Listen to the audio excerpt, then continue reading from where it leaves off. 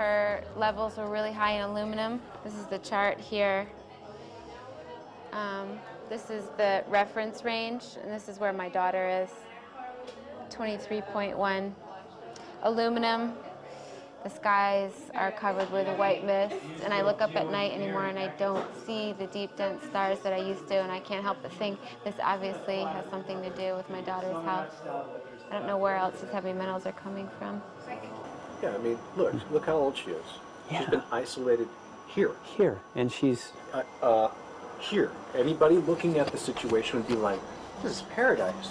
This child should be like superhuman. Organic farm. And here you are getting all this heavy metal stuff. She has highest level aluminum on the chart. Never had a vaccine either. Folks, these people are playing God. They are playing God. They're manipulating the weather, and they're spraying stuff into the sky. They are trying to geoengineer everything, including your plants and trees and your ocean. Well, tonight, we're just hoping that instead of not looking at it, you start looking into it, because I really believe from the bottom of my heart that we are in a real crisis. I really do. They are proposing dumping 10 to 20 million tons of aluminum into the upper atmosphere. What does aluminum do? It changes the pH of soils, which is toxic to plant life. Also, it's very toxic to human health. Are they doing it? Well, let me tell you about my experience and what we found. We have much evidence that not only suggests, but I believe prove that they are happening.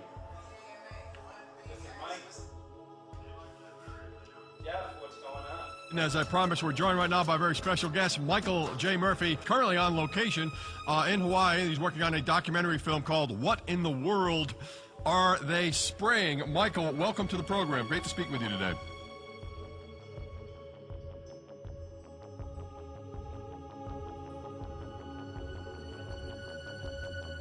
I had a friend who recently, he's always looking at things from a different perspective. He's a bit of a conspiracy theorist, you know, and he says that whenever the president comes to LA, there's no spraying that week. Could you have a better place for an interview? I mean, look.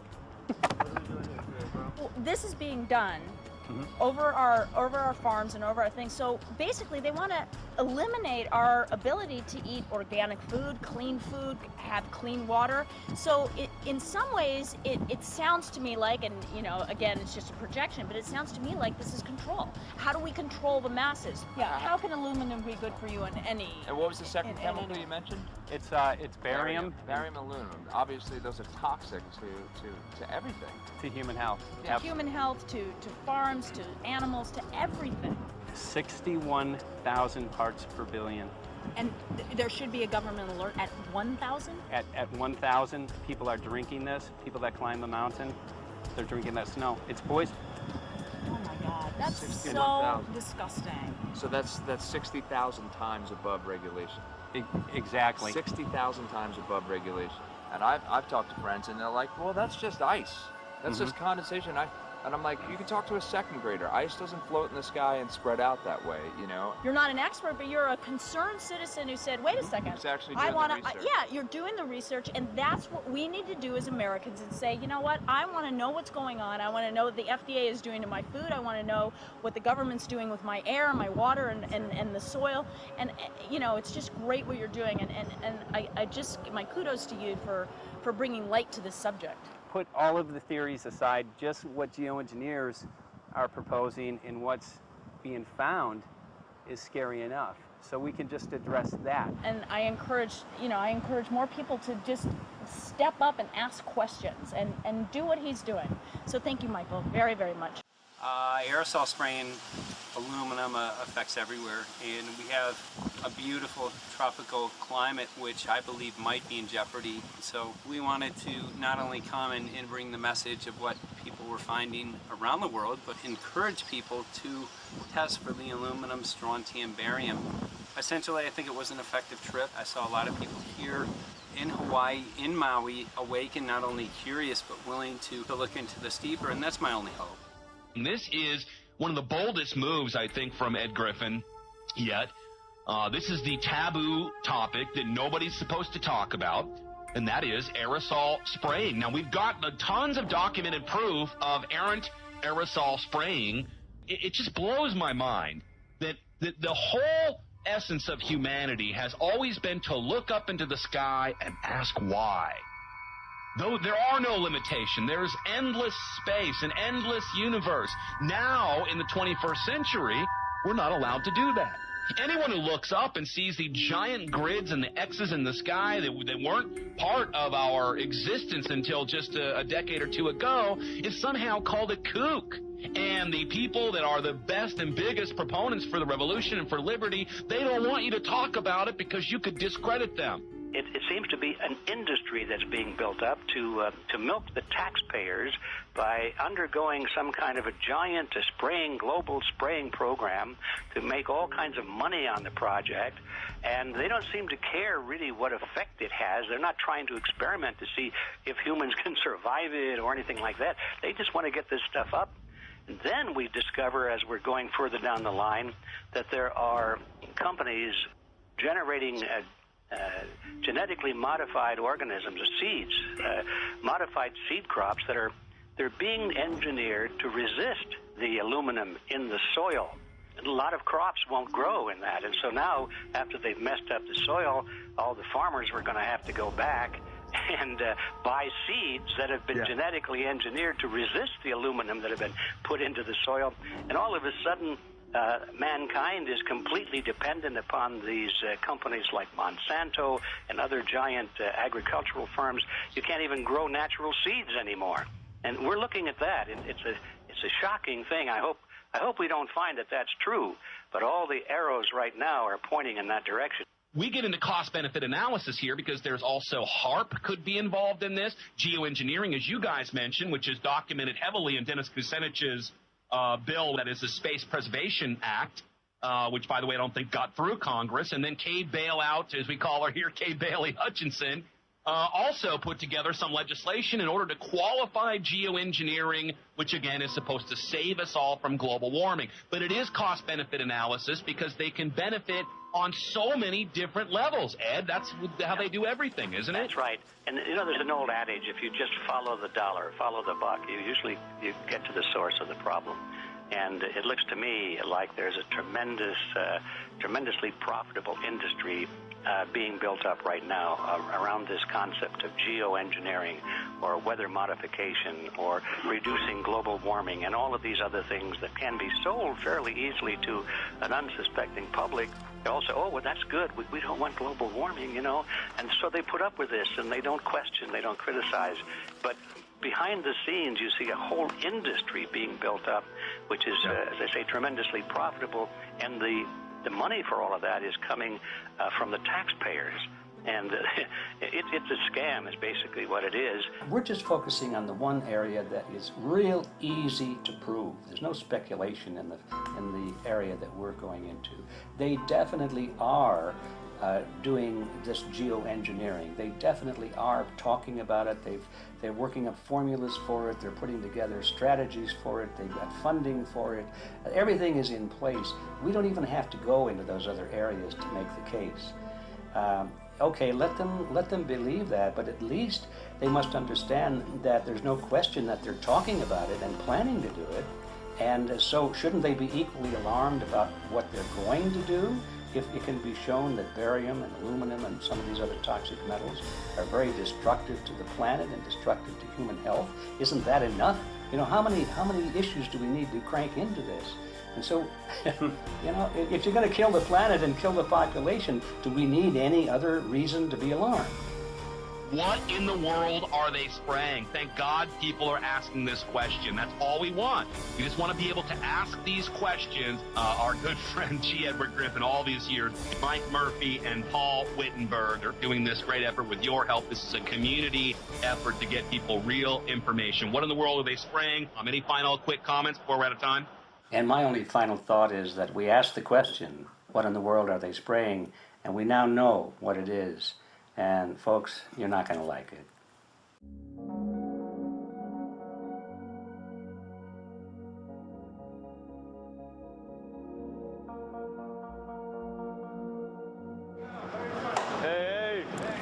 I'm Peter Vreke. I'm from Belgium. I'm 54 years old. I can't believe it myself. I'm a very happy and grateful person. We are doing the job the police or the justice department or the environmental department should have been doing. And it's really essential that it's going to be a grassroots revolution. I think so. Because it's on our side, because we are not fighting against, but for. Yes, we're fighting for. I was in the council for about 25 years and also a period as the mayor. So from that moment on, 10 years ago, everything started to change. I started to get a picture of what is really going on. And it became crystal clear to me that we, humankind, have been manipulated and dominated and exploited for centuries. And this chemtrail phenomenon made me angry because I was so helpless. You can decide what food you're going to eat, whether you're going to smoke, what water you're going to drink, what kind of life you're going to lead, but not with this phenomenon. Then you are just a victim. It's only a game. And there have to be good guys, and there have to be bad guys. And luckily, we are in the position to be able to play the role of the good guy who has the chance and the opportunity to overcome. 3 days that we shared with them, my heart just dropped because it was such a beautiful way to live and such a peaceful way to live. I left thinking, what's this going to be like in 10 years? Is everything going to be killed off on the property? And if it is, how are they going to get their food source? Are they going to have to take a class, you know, and get certified by company XYZ? And what are the requirements for that? And that really is the end of freedom. I'm concerned about that. I definitely, I really am. Yeah. I learned to say everything is now as it has to be now. And everything is going to be okay. It's going to be all right. It's going to be okay. Yes. I have this deep feeling that in the end we will prevail because we have the right on our side. The cosmos is helping us. And I have this strong feeling that we are being supported by entities and by forces we can't even imagine.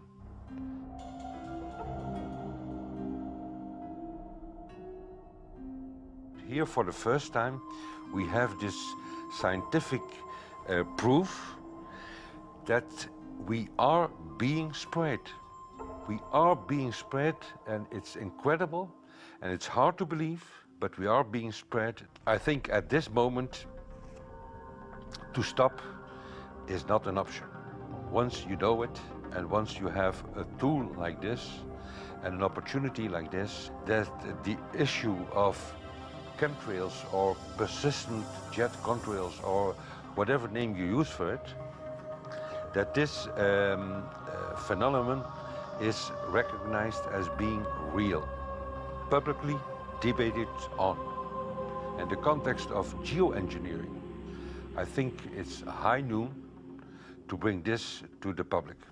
This is what the sky is supposed to look like. These are old paintings. We forgot this, I'm afraid.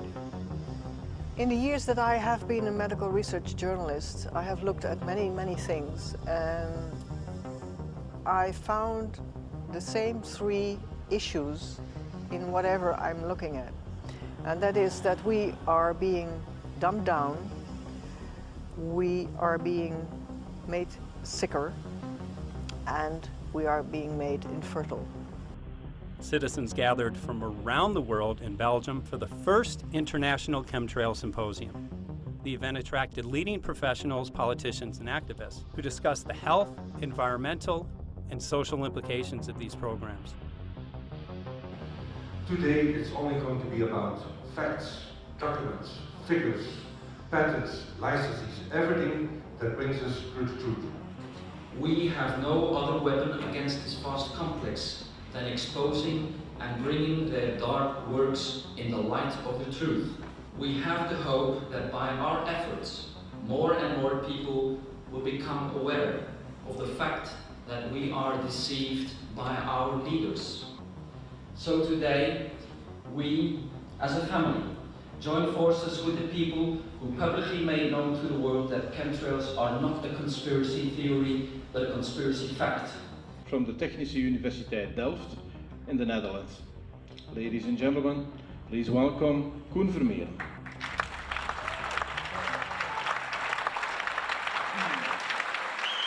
Well, I'm Koen Vermeer. I'm a university professor of Delft University of Technology. Usually people are with their heads to the ground in their own two-dimensional space and they don't look up. But if you do, you see more and more spaces like this. And it worried me too. I have no explanations to our students about these phenomena. And then I studied it myself and I found out that I couldn't give them the answers they wanted, because I think that the phenomenon is not natural. It's not natural what is happening, and the explanations that are given to us are not enough for me.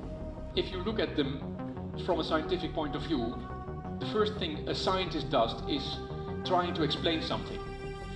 Because I'm smart and my students are not as smart yet, so I have to give them answers to questions. But if you ask most scientists honestly, they cannot answer all your questions. If people are using climate control over our heads, I want to know about it. I want to know the consequences, I want to know the health impact, I want to know everything. I need, as a